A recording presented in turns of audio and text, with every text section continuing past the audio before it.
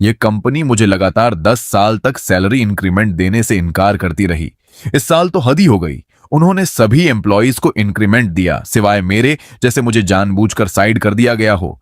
गुस्से में मैं बिना नॉक किए सीधे बॉस के ऑफिस का दरवाजा खोलकर अंदर घुस गया। मैंने उससे पूछा कि इतने सालों में उसने मुझे कभी इंक्रीमेंट क्यों नहीं दिया, लेकिन बॉस ने तो सिर उठाकर देखना भी जरूरी नहीं समझा। परचेसिंग डायरेक्टर का पोस्ट, कोई भी इसके लिए तरसता है, तुम्हारी हिम्मत कैसे हुई इंक्रीमेंट मांगने की? ये सुनते ही मैंने उसके डेस्क पर जोर से हाथ मारा। जिसे चाहिए वो ले ले, इतना कहकर मैं मुड़ गया। लेकिन अपनी सीट तक पहुंचने से पहले ही मैंने देखा कि एडमिनिस्ट्रेटिव डिपार्टमेंट का झनंग मुझसे टकराया और सीधा बॉस के ऑफिस में घुस गया। सिर्फ 1 घंटे बाद एचआर ने एक ग्रुप ईमेल भेजा। रिस्क कंट्रोल के लिए परचेजिंग डायरेक्टर का टेन्योर 5 साल से ज्यादा नहीं होगा। आज से परचेसिंग डिपार्टमेंट के शिन्युआन और एडमिनिस्ट्रेटिव डिपार्टमेंट के जनांग अपने अपने पोस्ट एक्सचेंज करेंगे। तभी जनांग मेरे पास आया। शिन्युआन, बॉस ने हमें हैंड ओवर करने को कहा है, बताओ कब कन्वीनियंट रहेगा?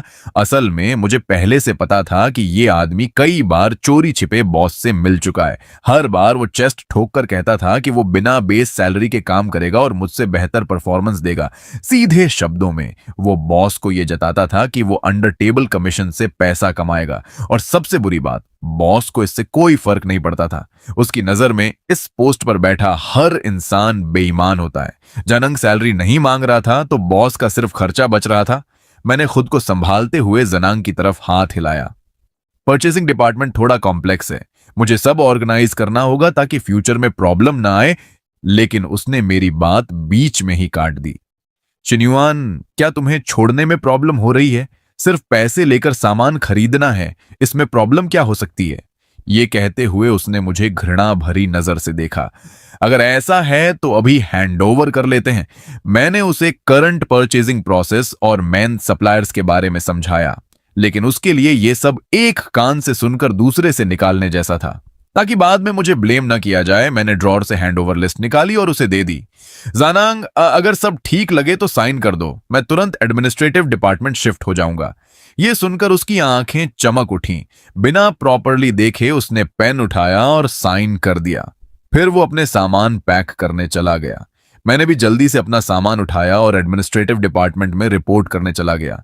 कुछ ही दिन हुए थे कि प्रोडक्ट मैनेजर गुस्से में मेरे पास आया। जब से जानंग परचेजिंग डायरेक्टर बना है, उसका एटीट्यूड आसमान पर है। उसने हमारे फ्लैगशिप प्रोडक्ट के सारे सप्लायर्स बदल दिए। असल में मुझे ये पहले से पता था। कुछ दिन पहले पुराने सप्लायर्स मेरे पास रोते हुए आए थे। उन्होंने बताया कि जनांग उन्हें 20% प्राइस कम करने के लिए मजबूर कर रहा था और ऊपर से 10% पर्सनल कमीशन भी मांग रहा था, वरना वो ऑर्डर्स कैंसिल कर देता। उनका बॉस तो लगभग रो ही पड़ा था। मैं बस बेबस होकर देखता रहा। जनांग ने सारे कॉन्ट्रैक्ट्स कैंसिल कर दिए और छोटे छोटे वर्कशॉप से डील करना शुरू कर दिया। मानना पड़ेगा, प्राइसेस सच में कम हो गए थे। मैंने प्रोडक्ट मैनेजर को समझाने की कोशिश की, कॉस्ट कम हुई है, मार्केट कंपेटिटिवनेस बढ़ेगी, एक तरह से ये अच्छी बात है। वो कड़वाहट से हंस पड़ा। लेकिन क्वालिटी पूरी तरह बेकार है। मैंने बॉस को बताया तो उसने कहा, जब तक चलता है ठीक है, आखिर 10% बच गए। इतना कहकर वो आह भरते हुए चला गया। मैंने उसकी पीठ को देखा और सोचा, अच्छा हुआ ये मुसीबत मुझ पर नहीं आई। लेकिन मुझे राहत लेने का मौका भी नहीं मिला था कि रिसेप्शन की फेफेले मेरे पास आई। शिन्युआन, परचेसिंग डिपार्टमेंट से खबर आई है कि जनांग फिर से पुरानी मेंटेनेंस कंपनी को लाना चाहता है। यह सुनकर मैं ऑलमोस्ट शॉक में आ गया। उस वक्त जनांग ने पता नहीं कहां से वो बेकार कंपनी ढूंढी थी। 6 महीने के अंदर सिक्योरिटी गार्ड्स कस्टमर्स को पीटते थे और क्लीनिंग स्टाफ चोरी करता था। जब बॉस को पता चला था तो वो आग बबूला हो गया था। आखिरकार ये मेस परचेसिंग डिपार्टमेंट को दिया गया और मैंने बहुत मेहनत से बेस्ट कंपनी सिलेक्ट की थी। लेकिन सबसे बड़ी समस्या ये थी, सेलेक्ट तो परचेसिंग डिपार्टमेंट करता है, लेकिन मैनेज हमें एडमिनिस्ट्रेटिव डिपार्टमेंट को करना पड़ता है। अगर जनांग फिर वही घटिया लोग ले आया तो प्रॉब्लम हमें ही झेलनी पड़ेगी। मैं गुस्से में उठा, लेकिन प्रोडक्ट मैनेजर का मायूस चेहरा याद आ गया। मैंने खुद को रोका और फिफेले से कहा, एवैल्यूएशन क्राइटेरिया स्ट्रिक्टली फॉलो करो, अगर कोई भी प्रॉब्लम हो तुरंत मुझे बताना। कुछ समय बाद लॉजिस्टिक्स डिपार्टमेंट भी शिकायत लेकर आया। पैकिंग बैग्स बदल दिए गए थे। एचआर ने भी बताया कि सभी रिक्रूटमेंट एजेंसीज बदल दी गई हैं। ये जानंग तो कमाल है, कुछ ही हफ्तों में कंपनी की आधी चीजें बदल दी। इसी स्पीड से चला तो अगला कदम बॉस को बदलना होगा। फिर month and meeting I. Stage पर जानंग ही छाया हुआ था। बॉस ने सबके सामने उसकी खूब तारीफ की। तुम सबको जानंग से सीखना चाहिए, अभी आया है और सारे सप्लायर्स बदल दिए, इस साल कंपनी को 5 मिलियन बचाएगा। पूरा हॉल तालियों से गूंज उठा। जानंग ने स्पीच दी, लेकिन इनडायरेक्ट तरीके से पुराने कर्मचारियों पर ताना मारता रहा कि वो सिर्फ खुद का फायदा देखते हैं। बोलते हुए उसकी नजर बार बार मेरी तरफ जा रही थी। बाद में मैंने सुना, 5 मिलियन बचाए, खुद कितना खाया होगा? मैंने अनसुना कर दिया। आखिर मैं ही फॉर्मर परचेसिंग डायरेक्टर था। मीटिंग खत्म हुई और बॉस खुश होकर सबको रेस्टोरेंट ले गया। डिनर में माहौल लाइवली था और सबकी नजर झांग पर थी। थोड़ी देर बाद बॉस मेरे पास आया। शिन्युआन, तुमने भी इन सालों में अच्छा कमाया होगा, है ना? उसका टोन मुझे घिन दिला गया। मैंने सीधा जवाब दिया, बॉस सीधे बोलिए। वो बोला, 7 साल से सैलरी नहीं बढ़ी, फिर भी तुम रुके रहे, सिर्फ सैलरी के लिए तो नहीं, है ना? ये सुनकर मेरा गुस्सा फट पड़ा। 10 साल मैंने इस कंपनी के लिए जान लगाई है, मैंने कभी एक पैसा भी गलत नहीं लिया। झांग 1 महीने में 5 मिलियन बचा देता है, तो पिछले साल वो पैसे कहां गए? क्या किसी कुत्ते ने खा लिए? वो बस हंसा, मेरे कंधे पर थपकी दी और चला गया। मैं चुप रह गया। बॉस को सिर्फ सेविंग्स दिखती थी, मेरी हर बात उसे बहाना लगती। मैं चुपचाप घर चला गया। शायद मेरे जाने के बाद सबने मेरे बारे में गॉसिप किया होगा। जानंग ने मुझे युएन द बिलियनर का नाम दिया था और मुझ पर रिश्वत लेने का इल्जाम लगाया था। उसके हिसाब से मैं हर साल 5 से 6 मिलियन खाता था, 10 साल में 50 मिलियन। 3 महीने बीत गए।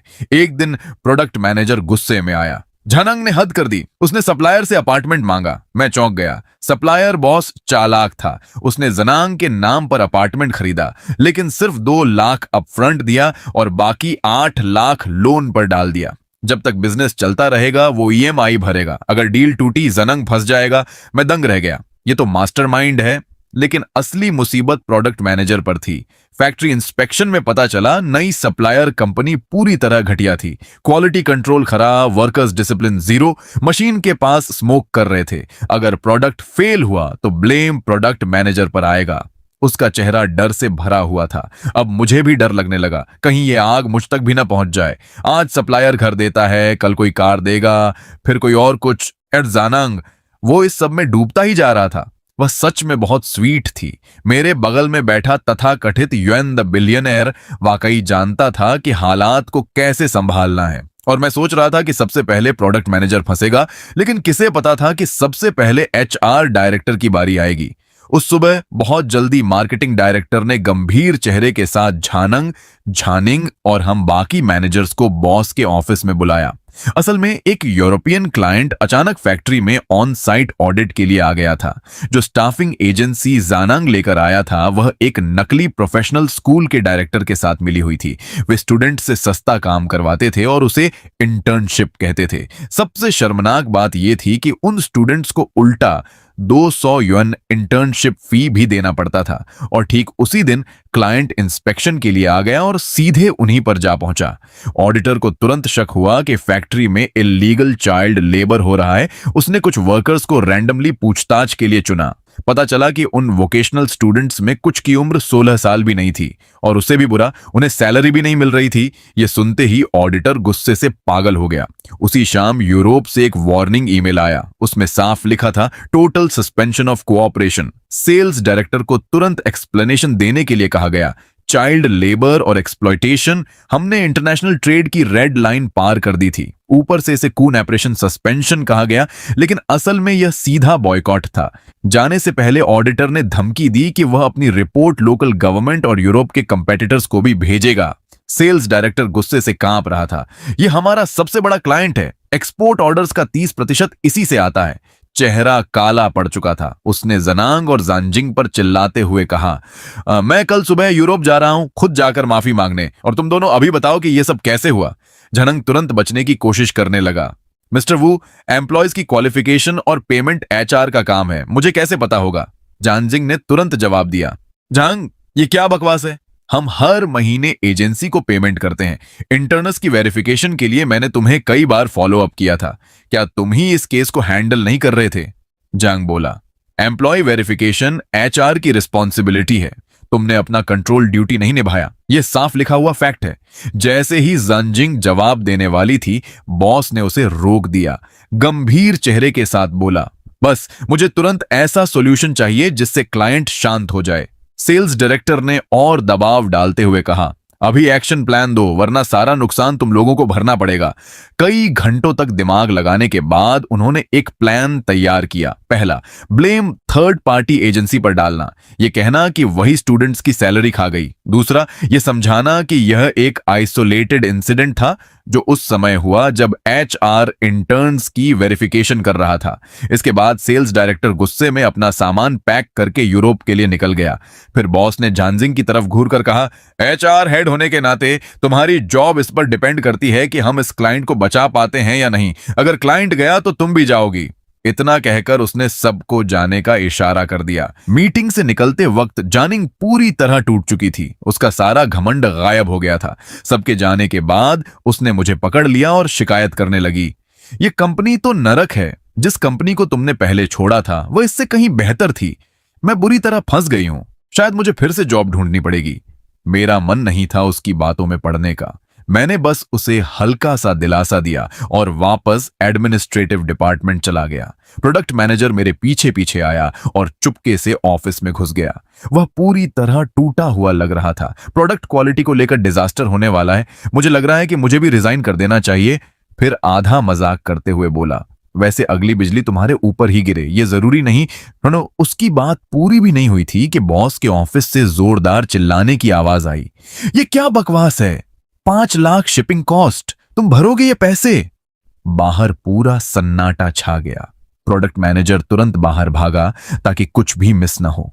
थोड़ी देर बाद लॉजिस्टिक्स का ओल्डली बाहर आया, पूरी तरह टूटा हुआ। वह थोड़ा चालाक है लेकिन काम में भरोसेमंद है। हमारे संबंध भी अच्छे हैं। मैं सोच ही रहा था कि रिसेप्शन वाली फेफिल से कहूं कि थोड़ा पता करे, लेकिन वह खुद ही मेरे पास आ गया। अंदर आते ही उसने दरवाजा बंद किया और बिना रुके जनांग को गालियां देने लगा। असल में उसने पहले ही जनांग को कंटेनर बुक करने के लिए कहा था और लोएस्ट प्राइस भी बता दिया था, लेकिन जनांग ने अपनी मर्जी चलाई और दूसरे ऑप्शंस देखने लगा।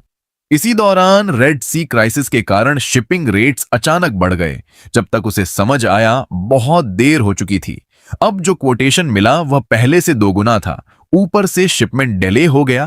फिर एक ड्रोन अटैक हुआ और सभी शिपिंग रूट्स बदल दिए गए। अब किसी के पास एम्प्टी कंटेनर नहीं था। क्लाइंट लगातार शिपमेंट के लिए प्रेशर डाल रहा था। हम पहले ही 1 हफ्ते लेट हो चुके थे। अगर ऐसा ही चलता रहा तो 10% पेनल्टी लगती और क्लाइंट भी हाथ से निकल जाता। आखिरकार मजबूरी में एयर फ्रेट चुनना पड़ा। 1 मिलियन के गुड्स के लिए 5 लाख शिपिंग कॉस्ट लग गई। और इसी दौरान जानंग ने बॉस से कहा, थोड़ा और वेट कर लेते हैं, पेनल्टी तो सिर्फ 2 लाख है, 5 लाख खर्च करने से तो बेहतर है। बॉस फोन पर ही फट पड़ा, अगर सामने होता तो जोरदार थप्पड़ मारता। तू कॉन्ट्रैक्ट खत्म करना चाहता है क्या? लेकिन झानंग फिर भी ब्लेम शिफ्ट करता रहा। ये मेरी गलती नहीं है, एक्सटर्नल फैक्टर्स हैं। मैंने मन ही मन सोचा, इंटर्न गलती करे तो जंजिंग की गलती, शिपिंग कॉस्ट बढ़े तो एक्सटर्नल कारण। अगली बार शायद वह अर्थ के मैग्नेटिक फील्ड को ब्लेम करेगा। कुल मिलाकर दुनिया की हर गलती हो सकती है, लेकिन जानंग कभी गलत नहीं हो सकता। आखिरकार स्टाफिंग एजेंसी वाला मामला खुल गया। एजेंसी बॉस और स्कूल डायरेक्टर दोनों गिरफ्तार कर लिए गए। यह स्कैंडल लोकल न्यूज में छा गया। जानिंग को निकाल दिया गया और झानंग को मजबूरी में वही पुरानी एजेंसी वापस लानी पड़ी जिसके साथ मैं पहले काम करता था। कंपनी ने उन्हें फिर से हायर कर लिया, लेकिन यूरोपीय क्लाइंट ने पूरी तरह कॉन्ट्रैक्ट कैंसिल कर दिया। आखिरकार यह तूफान थोड़ा शांत हुआ। उसी दिन प्रोडक्ट मैनेजर फिर से मेरे ऑफिस में घुसने की कोशिश कर रहा था। मैंने उसे रोक दिया। पहली बार आए तो एचआर गई, दूसरी बार आए तो लॉजिस्टिक्स गया, आज फिर आए हो, पता नहीं अब कौन मरेगा। वह मुस्कुराया और बोला, पॉजिटिव साइड देखो, कम से कम हम दोनों अभी सेफ हैं और मेरे पास एक बड़ा गॉसिप है, सुनोगे? गॉसिप शब्द सुनते ही मेरी आंखें चमक उठी। मैंने तुरंत उसे अंदर बुलाया। वह बोला, याद है वो सप्लायर जिसके बारे में मैंने बताया था? मैं बोला, हाँ, जिसने जानंग के लिए हाउस खरीदा था। वह बोला, प्रॉपर्टी प्राइसेस गिर गए हैं, 1 मिलियन से 7 लाख हो गए। जानंग का हाउस अब लॉस में है और उस पर 1 लाख का डेट भी आ गया है। लेकिन जानंग भी कम चालाक नहीं था। वह सीधे सप्लायर के पास गया और कहा, हाउस वापस ले लो 1 मिलियन में, ताकि वह लोन 8 लाख चुका दे और ऊपर से 2 लाख प्रॉफिट कमा ले। मैंने पूछा, सप्लायर ने क्या जवाब दिया? वह हंसकर बोला, वह कोई चैरिटी नहीं चलाता, वह साल भर मेहनत करके भी इतना नहीं कमाता। मैं जोर से हंस पड़ा। पैसे से बनी अलायंस, जैसे ही पैसा डगमगाता है रिश्ते भी टूटने लगते हैं। प्रोडक्ट मैनेजर ने आगे बताया, सप्लायर ने काउंटर ऑफर दिया, प्रोडक्ट प्राइस 10% बढ़ाओ, फिर हाउस की बात करेंगे। मैंने पूछा, और जानंग ने क्या किया? वो बोला, उसके पास कोई ऑप्शन नहीं था, बस टाइम पास कर रहा है, उम्मीद कर रहा है कि सप्लायर ईएमआई भरता रहे। मैं सोचने लगा, काश मैं देख पाता जब झानंग ने बॉस को 10% प्राइस इंक्रीज बताया होगा और बॉस का चेहरा कैसा हुआ होगा। लेकिन अब ये सब मेरी प्रॉब्लम नहीं है, मैं तो बस लॉजिस्टिक्स का बड़ा मैनेटू हूं। आखिरकार अपना गॉसिप खत्म करने के बाद प्रोडक्ट मैनेजर ने तिरछी मुस्कान के साथ कहा, और अगला बदकिस्मत जैकपॉट किसे मिलेगा, गेस करो। मैंने कहा, क्या इस कंपनी के लिए कभी कुछ अच्छा सोच ही नहीं सकते? तुम्हें सच में लगता है कि हम इस मेस से बच निकलेंगे? वह बोला, मैं तो किसी भी वक्त अपना सामान पैक करके निकलने के लिए रेडी हूं। मैंने जवाब दिया, ओवर रिएक्ट मत करो, एंगिंग को बस पोस्ट से हटाया गया है और ओल्डली अभी भी टिके हुए हैं। जब तक बॉस सच में झानंग को सैक्रिफाइस करने का फैसला न कर ले। हम काफी देर बातें करते रहे, फिर ऑफिस खत्म होने का टाइम आया तो साथ में निकल गए। लेकिन अंदर ही अंदर मुझे पूरा यकीन था, लॉजिस्टिक्स हेड होने के नाते ये सब मेरे ऊपर नहीं आएगा। अगला स्केपगोट तो प्रोडक्ट मैनेजर ही होगा। आखिर झानंग की हरकतों से प्रोडक्ट क्वालिटी गिरना तय था। अलग होते वक्त मैंने प्रोडक्ट मैनेजर को जाते देखा, दिल में उसके लिए सिंपैथी थी, लेकिन मुझे बिल्कुल अंदाजा नहीं था कि अगला झटका इतनी जल्दी और बिना वार्निंग के मुझ पर गिरने वाला है। अगली सुबह जैसे ही मैंने ऑफिस में कदम रखा, बॉस ने मुझे तुरंत बुलाकर डांटना शुरू कर दिया। उसने टेबल पर एक डिसिप्लिनरी रिपोर्ट फेंकी और कहा, एक्सनुएंट, मुझे पता है कि तुम्हें हटाए जाने का गुस्सा है, लेकिन इसका मतलब ये नहीं कि तुम कंपनी के ऑपरेशंस को खतरे में डालो। मैंने डॉक्यूमेंट देखा, fire safety system non compliant, fine 50,000, immediate production shutdown until correction, पूरी प्रोडक्शन बंद। ये ब्लेम सीधे मेरे सिर पर आ गिरा। मैं पूरी तरह शॉक में था। सबसे बुरी बात, मुझे समझ ही नहीं आ रहा था कि गलती कहां हुई। तभी जनांग अंदर आया और बोला, बॉस, नया फायर सेफ्टी इक्विपमेंट आज दोपहर तक आ जाएगा। मैंने पुलिस स्टेशन में भी अपने कॉन्टैक्ट्स यूज किए हैं। कल इंस्पेक्शन के बाद हम प्रोडक्शन फिर शुरू कर सकते हैं। बॉस ने संतोष से सिर हिलाया, फिर मुझे घूरते हुए बोला, अगर मैनेजर जंग लास्ट मोमेंट पर सिचुएशन संभालने नहीं आता तो तुम ये रिस्पॉन्सिबिलिटी ले पाते? 50,000 का फाइन सीधे एडमिनिस्ट्रेटिव डिपार्टमेंट के बोनस से कटेगा। जाओ, उसे पर्सनली धन्यवाद दो। जानंग ने मुझे नकली मुस्कान दी। उसका टोन बनावटी सिंपैथी से भरा था। मैं समझ सकता हूं कि मैनेजर अपसेट हैं। आखिर उनके पैसे की बात है। उम्मीद है आगे से हम पर्सनल ग्रिड्स को कंपनी के इंटरेस्ट के बीच नहीं आने देंगे। ये कहकर वह दरवाजा पटक कर चला गया।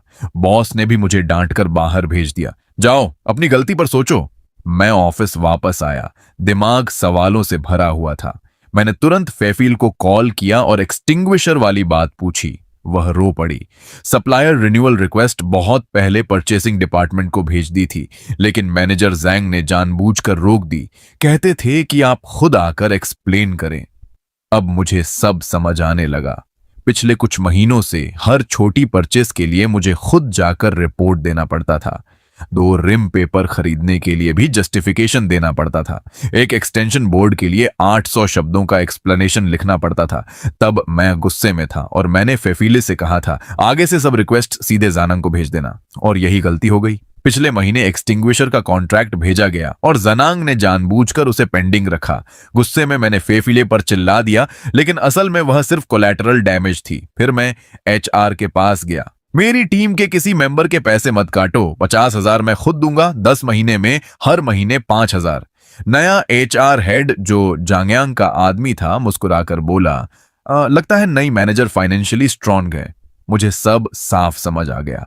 वह हमेशा झानंग के साथ रहता था और मेरे बारे में फैली अफवाहें भी उसने जरूर सुनी होंगी, लेकिन कम से कम मैं झानिंग की तरह निकाला नहीं गया। मेरी जॉब बच गई।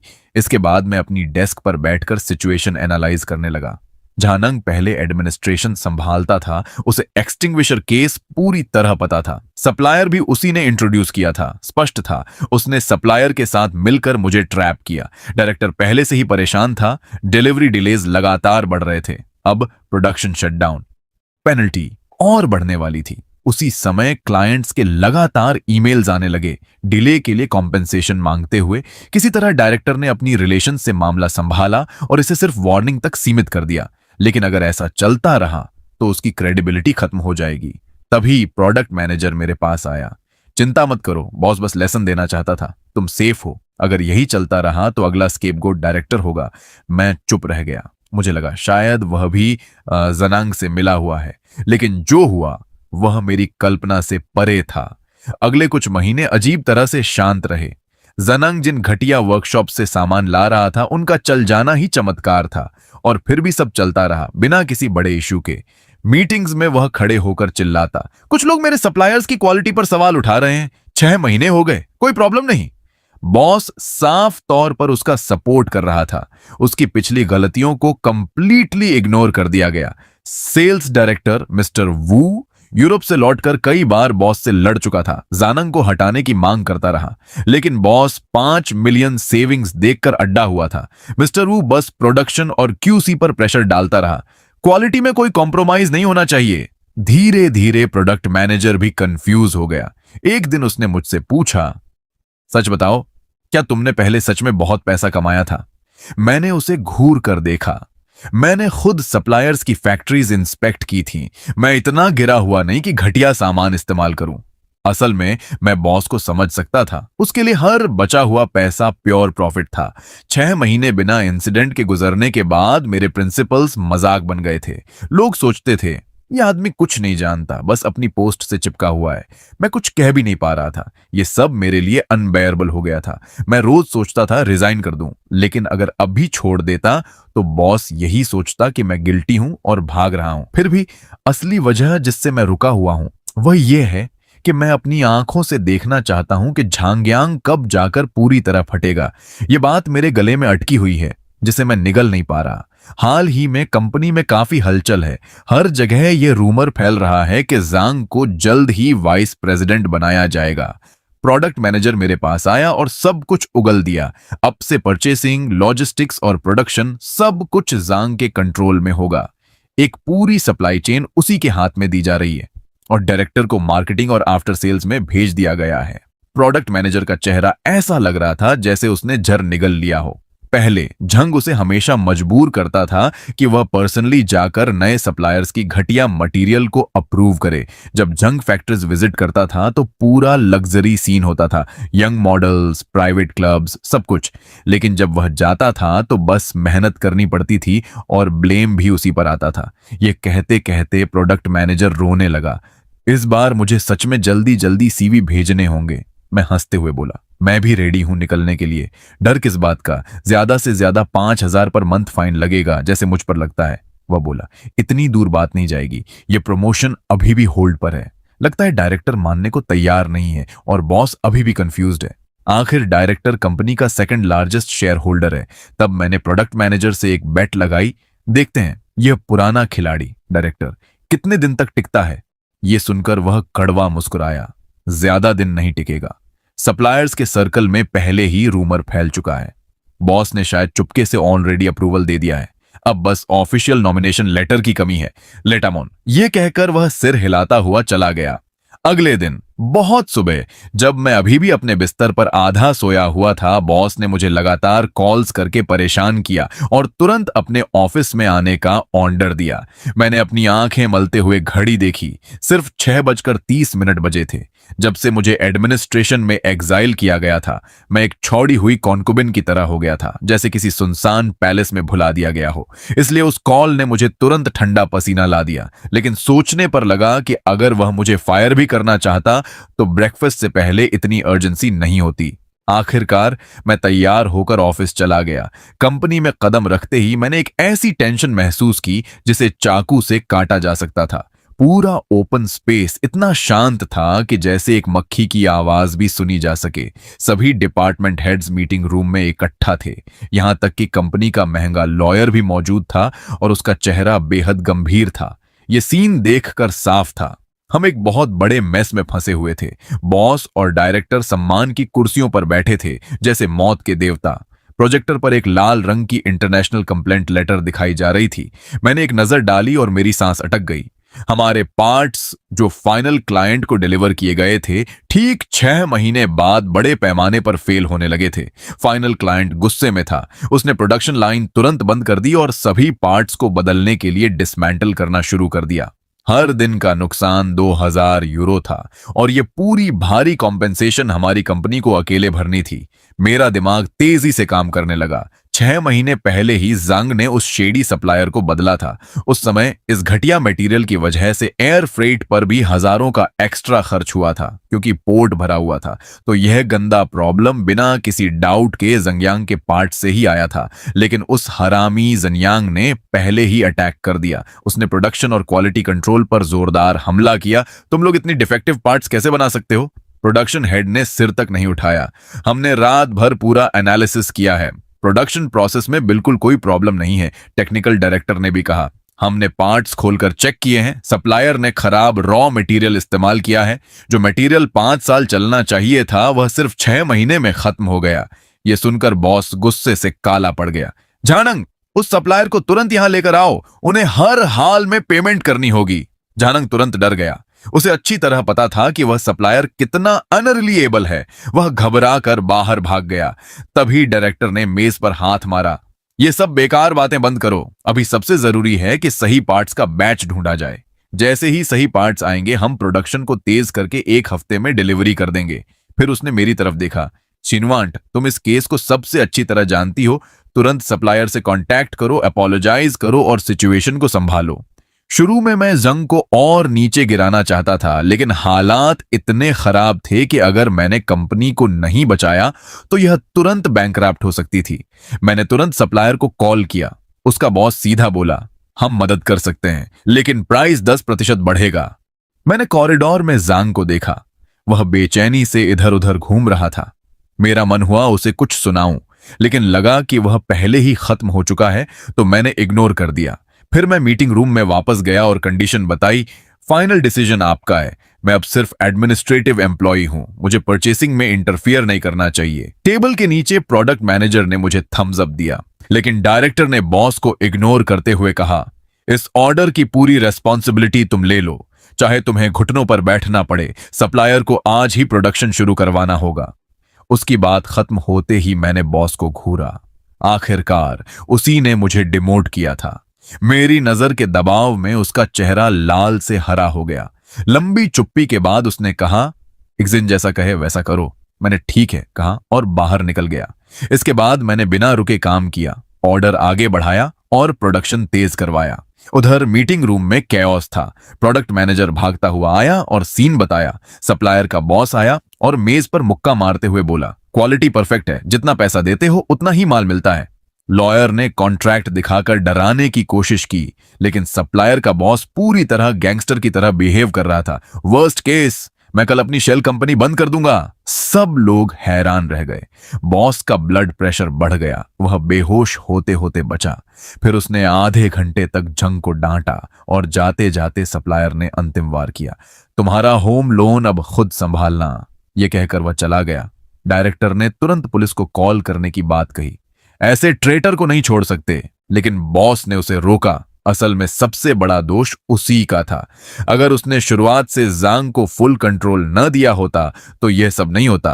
आखिर में जांग को सारा इलीगल पैसा वापस करना पड़ा और उसे कुत्ते की तरह निकाल दिया गया। इसके बाद मैंने 3 महीने तक कड़ी मेहनत की, तब जाकर सिचुएशन थोड़ी संभली। क्लाइंट ने 20 मिलियन कॉम्पेंसेशन मांगी, साथ में रिप्लेसमेंट कॉस्ट और 10% इंक्रीज भी। पूरे साल कंपनी को 30 मिलियन का लॉस हुआ। कंपनी को बचाने के लिए एक्सटर्नल फंडिंग लेनी पड़ी।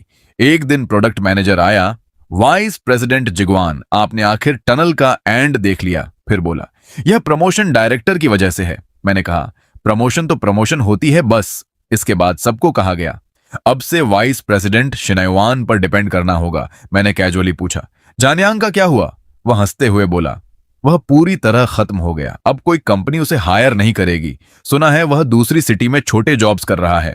कम से कम उसे फ्री अपार्टमेंट मिला था। प्रोडक्ट मैनेजर ने अजीब चेहरा बनाया, तुम्हें पता नहीं, वह अपार्टमेंट एक अबैंडन्ड प्रोजेक्ट है। इस इंसिडेंट के बाद नए प्रॉब्लम्स भी आए। कंपनी को बचाने वाला इन्वेस्टमेंट रिफिंग कैपिटल से आया था, लेकिन कैपिटलिस्ट्स फिलंथ्रोपिस्ट नहीं होते।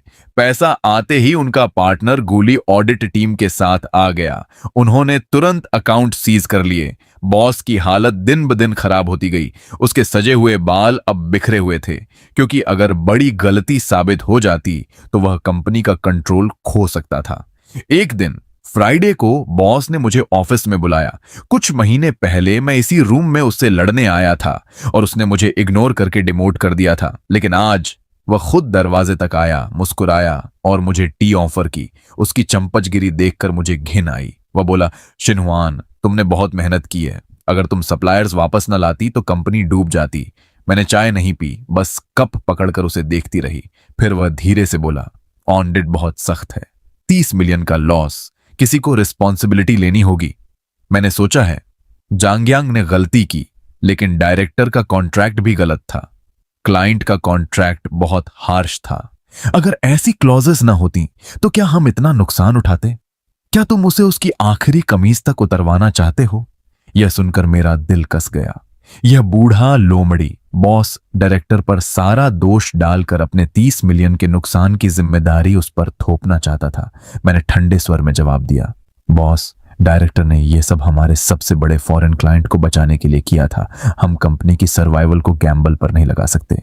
बॉस अचानक गुस्से में आ गया। उसकी आंखों में एक खतरनाक चमक थी। शिनहुआन, अब तुम लॉजिस्टिक्स और सप्लाई चेन के वाइस प्रेसिडेंट हो। अगले हफ्ते बोर्ड मीटिंग में अगर तुम मेरे पक्ष में खड़े होकर साफ साफ कह दो कि सेल्स डिपार्टमेंट ने सप्लाई चेन पर बेवजह का डिलीवरी प्रेशर डाला था, तो मैं गारंटी देता हूं कि तुम्हारे स्टॉक ऑप्शंस दोगुने कर दूंगा और तुम्हारे 10 साल के रुके हुए सैलरी भी इंटरेस्ट के साथ दे दूंगा। यह सुनकर मुझे वहीं हंसी आ गई। इतने सालों तक मैंने जी तोड़ मेहनत की, लेकिन एक पैसा भी इलीगल नहीं लिया। लेकिन उसी आदमी ने एक डिनर में यह इशारा किया था कि मैं यहां रिश्वत खाने के लिए रुका हूं, और अब जब वह पूरी तरह फंस चुका है तो वह उसी पैसे से मेरी ईमानदारी खरीदना चाहता है। मैंने हल्की लेकिन मायने भरी मुस्कान के साथ कहा, बॉस, आप बेफिक्र रहिए, अगले हफ्ते बोर्ड मीटिंग में मैं पूरी तरह सच के अनुसार रिपोर्ट दूंगा। यह कहकर मैं उठकर चला गया। लेकिन उस दिन काम के बाद मैं सीधे घर नहीं गया। मैं ऑफिस के पास एक शांत टी लाउंज में चला गया। प्राइवेट रूम का दरवाजा खोलते ही मैंने डायरेक्टर को देखा। वह चुपचाप चाय पी रहा था, चेहरा गंभीर था। वही आदमी था जिसने मुझे वाइस प्रेसिडेंट बनाया था। हम दोनों अब एक ही नाव में थे। उसने कप नीचे रखते हुए पूछा, उसने तुम्हें परखने की कोशिश की?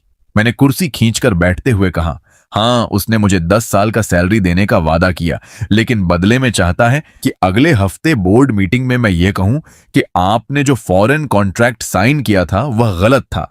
वह आपको पूरी तरह बलि का बकरा बनाना चाहता है।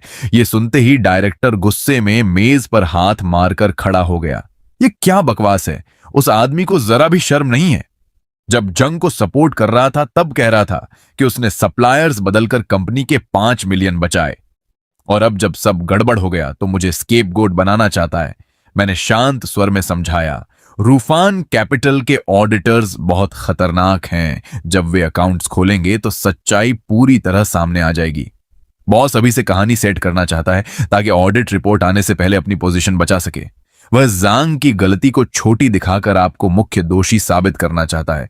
डायरेक्टर के दांत गुस्से से भींच गए।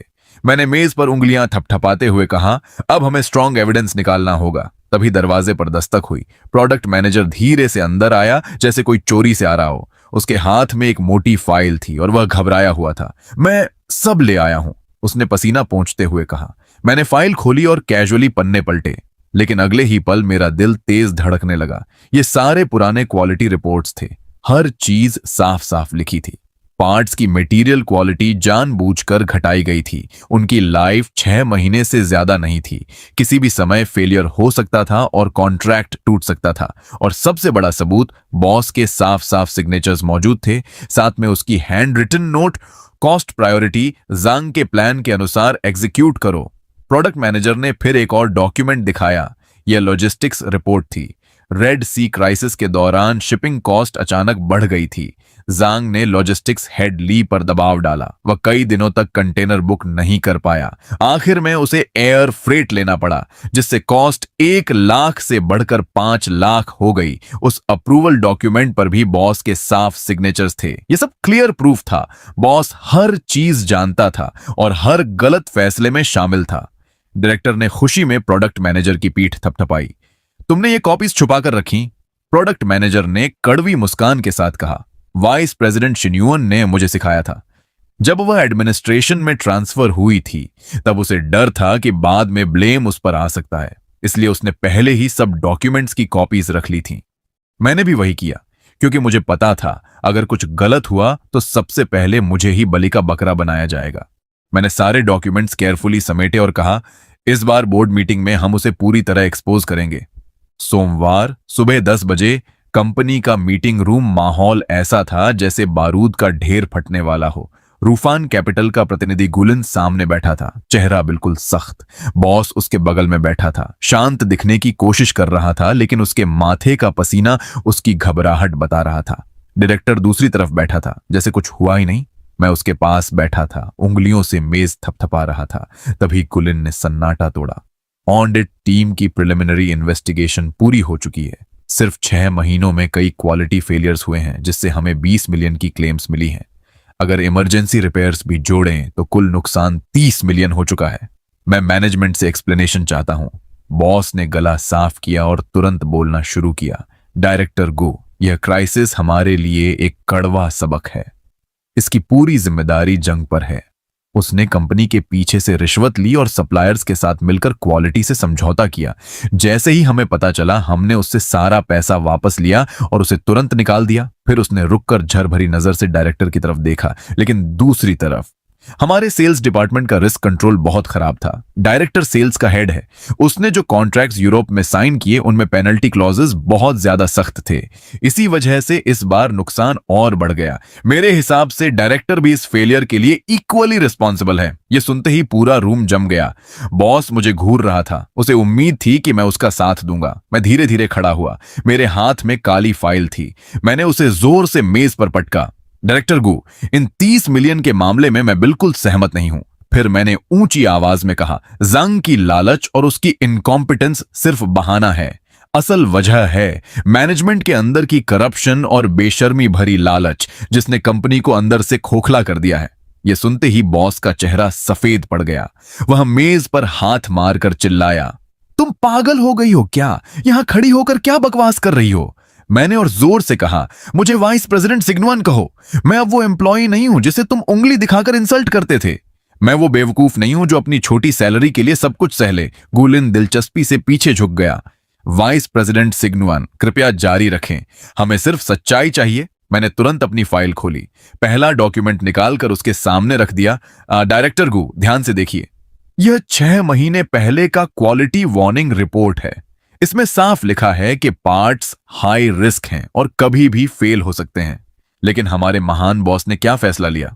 कॉस्ट प्रायोरिटी, जंग के प्लान के अनुसार काम करो। उसे पूरी तरह पता था कि क्वालिटी खराब है, फिर भी उसने अप्रूव किया। गुलिन ने बॉस के सिग्नेचर देखे, उसकी भौहें सिकुड़ गईं। बॉस डर के मारे हकलाने लगा। मैं कॉस्ट कम करना चाहता था, एफिशिएंसी बढ़ाना चाहता था।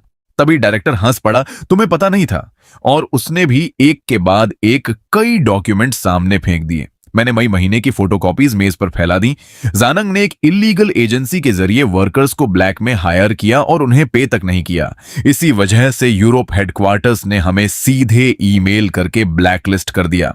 जब यह मामला फूटा तब किसने मीटिंग रूम में इसे दबा दिया? किसने जंग को एक शब्द तक नहीं कहा और उल्टा एचआर डिपार्टमेंट के जैंगिंग को स्केपगोट बना दिया। इसके बाद मैंने एयर फ्रेट की महंगी इनवॉइस भी सामने रख दी।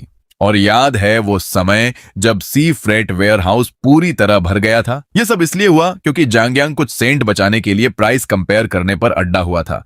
आखिर में हमें एयर फ्रेट लेना पड़ा, जिससे खर्च 1 लाख से सीधे 5 लाख तक पहुंच गया।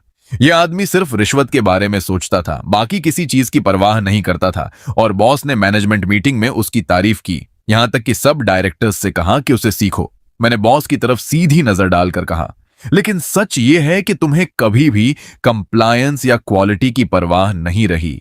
यह 30 मिलियन का नुकसान पूरी तरह तुम्हारी वजह से हुआ है। सिर्फ 5 मिलियन बचाने के लालच में, अपनी अंधी ग्रीड के कारण तुमने यह सब किया। तुम ही इस कंपनी के असली गुनहगार हो। तुमने ही इसे बर्बादी के कगार पर पहुंचा दिया। मेरे ये शब्द खत्म होते ही पूरे मीटिंग रूम में मौत जैसा सन्नाटा छा गया। सिर्फ बॉस की भारी सांसों की आवाज गूंज रही थी। वह ऐसे लग रहा था जैसे पानी से बाहर तड़पती हुई मछली हो। वह बोलना चाहता था, लेकिन इतने पुख्ता सबूतों के सामने उसके मुंह से एक शब्द भी नहीं निकल रहा था। गुलिन ने सारे डॉक्यूमेंट्स ध्यान से देखे, फिर उन्हें जोर से मेज पर पटक दिया और बॉस की तरफ उंगली दिखाकर चिल्लाया, शानदार, बिल्कुल शानदार। एक लीडर के रूप में आपके हर फैसले ने कंपनी की कंप्लायंस को कुचला है और रुई फैन के लिए मौत का फरमान लिख दिया है। हमने एक स्टेबल बिजनेस मॉडल और मैनेजमेंट टीम में इन्वेस्ट किया था, लेकिन आपके पास न तो सही विजन है और न ही आपने अपनी गंभीर गलतियों को स्वीकार किया, बल्कि इन्वेस्टिगेशन के दौरान उन्हें छुपाने की कोशिश की। यह सुनते ही बॉस पूरी तरह टूट गया। वह गुलिन के पास भागा और उसका हाथ पकड़ने लगा।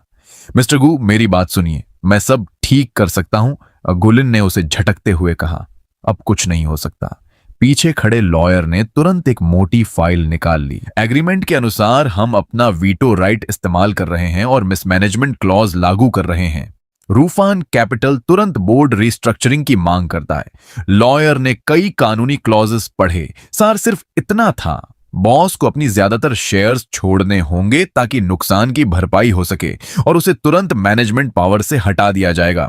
उसके पास सिर्फ नाम भर का ऑनररी पोजीशन बचेगा, बिना वोटिंग राइट्स के, यानी एक डमी प्रेसिडेंट। बॉस की आंखें फट गईं। तुम लोग पागल हो क्या? ये कंपनी मैंने अपने हाथों से बनाई है। लॉयर ने ठंडे स्वर में कहा, अगर आपने साइन नहीं किया तो रूफान तुरंत अपना इन्वेस्टमेंट वापस ले लेगा और हम कोर्ट में लिक्विडेशन की प्रक्रिया शुरू करेंगे। उस हालत में आप पर्सनली जिम्मेदार ठहराए जाएंगे और आप पर करोड़ों का कर्ज चढ़ जाएगा। गुलिन ने उसे ऐसे देखा जैसे वह कोई बेकार चीज हो। पैसा बचाओ या सब खो दो, चॉइस तुम्हारी है। बॉस कुर्सी पर ढह गया, जैसे उसकी सारी ताकत खत्म हो गई हो। एक ही पल में वह बूढ़ा लगने लगा। उसने मेरी और डायरेक्टर की तरफ देखा। उसकी आंखों में गुस्सा भी था, पछतावा भी और गहरी बेबसी भी। काश उसने हमारी बातों का थोड़ा भी ध्यान रखा होता। काश उसने जंग को वापस न बुलाया होता। काश उसने 10 साल तक सैलरी में कंजूसी न की होती। लेकिन बिजनेस की दुनिया में काश की कोई जगह नहीं होती। आखिरकार लॉयर और गुलिन की दबाव भरी नजरों के सामने बॉस ने कांपते हाथों से अग्रीमेंट पर साइन कर दिया। पेन की नोक जब कागज पर चली, उसकी आवाज ने मुझे अंदर तक संतुष्टि दे दी। गुलिन ने फाइल बंद की और हल्की मुस्कान के साथ कहा, आगे के ट्रांजिशन के लिए हमें आप दोनों पर भरोसा है, मिस्टर वू और वाइस प्रेसिडेंट जिग्नुआन। मैंने सिर झुकाकर कहा, मिस्टर गू, मैं सिर्फ अपना काम कर रही हूं। अगले 1 महीने में कंपनी में बड़ा बदलाव आया। पुराना बॉस पूरी तरह गायब हो गया। डायरेक्टर आधिकारिक तौर पर सीईओ बन गया और मैं वाइस प्रेसिडेंट के तौर पर पूरी तरह स्थापित हो गई। अब परचेसिंग, लॉजिस्टिक्स, प्रोडक्शन और एडमिनिस्ट्रेशन सब मेरे कंट्रोल में थे। जिस पोजीशन के लिए जंग तरस रहा था वह अब पूरी तरह मेरे हाथ में थी। उस दोपहर वाइस प्रेसिडेंट के बड़े ऑफिस में धूप फैली हुई थी। मैं खिड़की के पास खड़ी नीचे चलती गाड़ियों को देख रही थी जो चींटियों की तरह लग रही थी। तभी दरवाजा खटखटाया गया। प्रोडक्ट मैनेजर अंदर आया, हाथ में 2 कॉफी कप्स लिए हुए। मैंने हल्के मुस्कान के साथ कहा, सीधे बोलो, क्या बात है? वह थोड़ा हंसते हुए बोला, मैं रिपोर्ट देने आया हूं। मैंने पुराने सप्लायर्स की फैक्ट्रीज पूरी तरह रीचेक की हैं। प्राइसेस नॉर्मल कर दिए गए हैं। क्वालिटी पास रेट अब 99.9% तक पहुंच गया है। यूरोपीय क्लाइंट्स के कॉन्ट्रैक्ट्स भी सिक्योर हो गए हैं। इस साल हम जोरदार कमबैक करेंगे। मैंने कॉफी की चुस्की लेते हुए कहा, इस बार अच्छा काम किया है, लेकिन अगर फिर से ऐसे निकम्मे सप्लायर्स मिले तो मुझे आज भी नाइटमेयर्स आते हैं। फिर मैंने कैजुअली पूछा, जंगयांग का क्या हुआ? वह मुस्कुराया। वह पूरी तरह खत्म हो गया। जिस बिल्डिंग में उसने रिश्वत का पैसा लगाया था वह प्रोजेक्ट फेल हो गया। बैंक ने उसका फ्लैट सीज कर लिया और उसे ब्लैकलिस्ट भी कर दिया गया। अब कोई कंपनी उसे जॉब देने को तैयार नहीं है। वह पूरी तरह बर्बाद हो चुका है। मैंने मुड़कर अपने डेस्क पर रखी प्रमोशन लिस्ट देखी। सबसे ऊपर मेरा नाम लिखा था, शिनायुआन। 10 साल की मेहनत और फ्रस्ट्रेशन के बाद आखिरकार मुझे मेरा हक मिल गया था। अब इस कंपनी की बागडोर मेरे हाथ में थी। रूफिंग इन्वेस्टमेंट ने प्रॉमिस किया था, अगर इस साल टारगेट्स पूरे हुए तो मैनेजमेंट टीम को 10% स्टॉक ऑप्शंस मिलेंगे। और जिस रफ्तार से ऑर्डर्स बढ़ रहे हैं, 3 साल के अंदर कंपनी आईपीओ तक पहुंच सकती है। और उस दिन मैं अपने शेयर्स बेचकर लगभग 50 मिलियन कमा सकती हूं। मैंने खिड़की से बाहर चमकते सूरज को देखा। मेरे होठों पर एक ठंडी, संतुष्ट मुस्कान उभर आई। पहले लोग मुझे यनबानलू कहकर बदनाम करते थे, मुझे नीचा दिखाने की कोशिश करते थे, लेकिन अब यह सिर्फ एक मजाक नहीं रहेगा। मैं शिन्युआन अपने दम पर पूरी ईमानदारी के साथ आखिरकार वह सब हासिल कर चुकी हूं जो मेरा हक था।